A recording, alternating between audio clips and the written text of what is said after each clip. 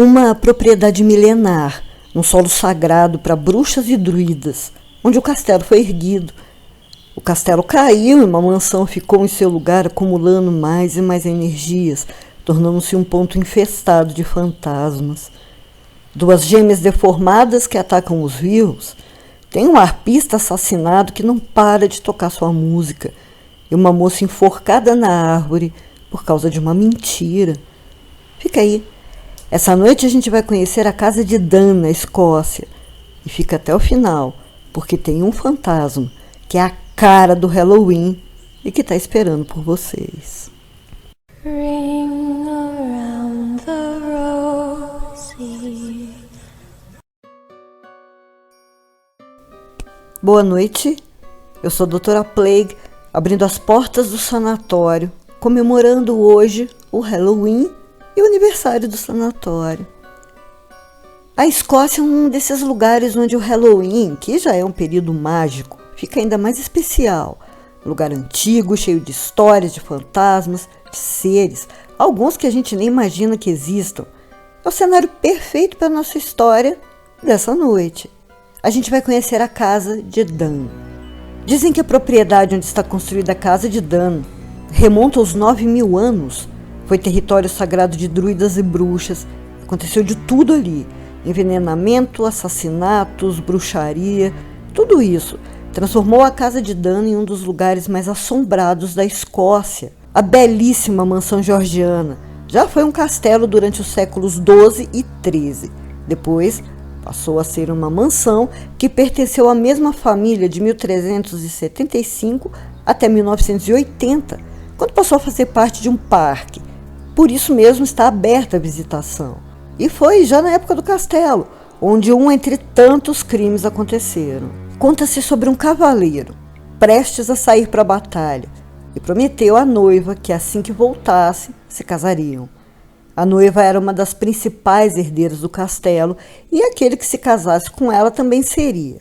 Bom, o cavaleiro e o primo eram parentes distantes da moça e um casamento entre eles daria ao cônjuge uma grande parte das terras e da fortuna. Aproveitando então a viagem do cavaleiro, seu primo foi até a noiva e mentiu. Ele disse que o outro teria morrido em batalha e a convenceu que seria melhor que se casassem por conveniência para manter as terras em família. Desesperada, desamparada e em luto, ela aceitou. Só que alguns meses depois o cavaleiro retornou e, ao ver a traição, lutou com o primo até a morte. Ao final disso tudo, a moça, em desespero, tirou sua própria vida se enforcando em uma das árvores. Há relatos da aparição de um fantasma pendurado nos galhos, mas apenas por alguns segundos. Já a aparição, que se acredita ser o cavaleiro, é bem mais nítida e também pode-se ouvi-lo gritando. Ele parece ainda guardar muita raiva e transmite essa sensação para os vivos. Outros desses fantasmas pertencem à família Erkshire, quando o castelo já tinha dado lugar à mansão. Conta-se que 2 irmãos, Alexander e John Erkshire, foram envenenados pelo seu tio Robert e 3 outras tias. Tudo isso porque os meninos eram os herdeiros legítimos das terras. Mas caso eles não existissem, a propriedade seria dividida entre os tios. Então, segundo os tios, eles teriam de sumir. John Erkshire morreu alguns dias depois de ser envenenado. Morreu em agonia, sofreu muito. Alexander também sofreu, mas conseguiu sobreviver e descobriu o plano dos tios. Eles foram presos, e o tio Robert e 2 das irmãs foram executados. A outra foi mandada para o exílio, já que era a única que parecia não praticar bruxaria. Hoje um fantasma aflito, que parece muito perturbado, perambula pelos corredores e entra e sai de um dos quartos. Desconfia-se que seja John Erkshire, que nem sabe que está morto. Só que o tio Robert não desistiu daquelas terras e também se materializa em frente aos visitantes. Traz com ele uma energia muito pesada. Algumas pessoas chegam a passar mal com a sua presença. Mas em meio a todo esse horror, tem música. E vem do meio das árvores. É uma música de harpa, suave e triste, que começa nas madrugadas e ecoa por toda a propriedade. Essa música viria do chamado fantasma do arpista, que foi assassinado com crueldade naquele ponto onde na época havia uma grota ou um poço. Mas voltando para os corredores e cômodos da mansão, parece que é impossível caminhar ali sem dar de cara com fantasma. São tantos que investigadores sobrenaturais já cogitaram a possibilidade de haver um portal dimensional em algum ponto da propriedade, o que não é impossível, já que, como eu disse, era um território de magia. Tem até um vestido antigo que se materializa flutuando pelos corredores, sem corpo, apenas o vestido que depois de alguns segundos desaparece. E é também nos corredores onde se escuta um choro tenebroso de um bebê, que parece vir das profundezas do inferno, mas algumas pessoas dizem que vem de dentro das paredes. Não se tem registro da morte de algum bebê ali, mas nada é impossível numa casa tão antiga. E pode também ser alguma entidade maligna se passando por um bebê.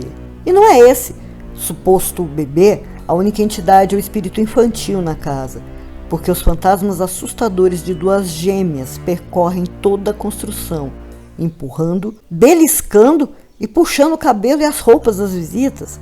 Elas assustam imitando vozes, assustam com suas risadas e também com sua aparência. Ao que parece, elas nasceram com uma deformidade física, provavelmente por serem frutos da união de primos em primeiro grau. Morreram ainda crianças por causa dessa anomalia, e quem as vê diz que são de fato muito feias e que uma delas não tem uma perna. Mas o fantasma mais visto e mais procurado, tanto por visitantes quanto pelos investigadores, é um fantasma que é a cara do Halloween. Só que antes de te apresentar esse fantasma, se você não é um paciente e gostou dessa história, se inscreva e se interne para ouvir sempre histórias reais de terror em todas as suas formas. Ativa o sininho e se gostou, deixa o like pra gente. Pronto? Então vamos lá. Pois é, nas alamedas da propriedade são muitos os relatos de pessoas que ouvem som de cascos vindos de longe, passando por eles e indo embora, mas não veem cavalo nenhum. Muitos conseguem ver, principalmente os que cavalgam por lá à noite. Um dos moradores da região contou que certa noite passava por ali e viu uma mulher caminhando alguns metros à sua frente. Ele achou estranho, uma mulher sozinha, aquela hora da noite, e a alcançou para saber se precisava de algo. O homem foi encontrado pela manhã por alguns trabalhadores perto do cemitério, desmaiado. Quando despertou, contou que tudo que se lembrava era de que uma mulher tinha olhado para ele e sorrido. Depois disso apagou. Outros contam que na mesma trilha, próximo ao cemitério, avistam um cavalo cavalgando sozinho. Mas quando se aproximam, do nada, veem que há uma mulher montada nele. Só que ela tem a cabeça virada para trás. E quando olha para eles, tem um sorriso tão assustador que ou as pessoas desmaiam na hora, também, pela sensação ruim que ela passa, ou saem dali em disparada, sem nem olhar para trás, porque se olharem, não vão vê-la mais. Todos acreditam que essas mulheres sejam outras materializações de um mesmo fantasma, ele mesmo, o famoso cavaleiro sem cabeça da casa de Dan. Não se sabe quem foi ele em vida, mas é certo que está lá há muito tempo, talvez bem antes até mesmo do castelo ter sido erguido. Dizem que às vezes ele se materializa carregando a própria cabeça e outras não. E também algumas pessoas que já viram até o cavalo decapitado. Mas essas mesmas pessoas que se assustam dizem que apesar da atmosfera ficar assustadora quando ele aparece, que é uma visão inesquecível. Como todo mundo diz, a casa de Dan é infestada de fantasmas, de energias e história. E seu solo é tão cheio dessas energias que esses fantasmas simplesmente se recusam a sair de lá. Muito obrigada por ter assistido. E eu lembro de novo, se você ainda não é um paciente, se inscreva e se interne. Ativa o sininho. Se gostou, deixa o like, porque aqui eu trago terror em todas as suas formas. Feliz Halloween, Doutora Play, fechando as portas do sanatório. Boa noite.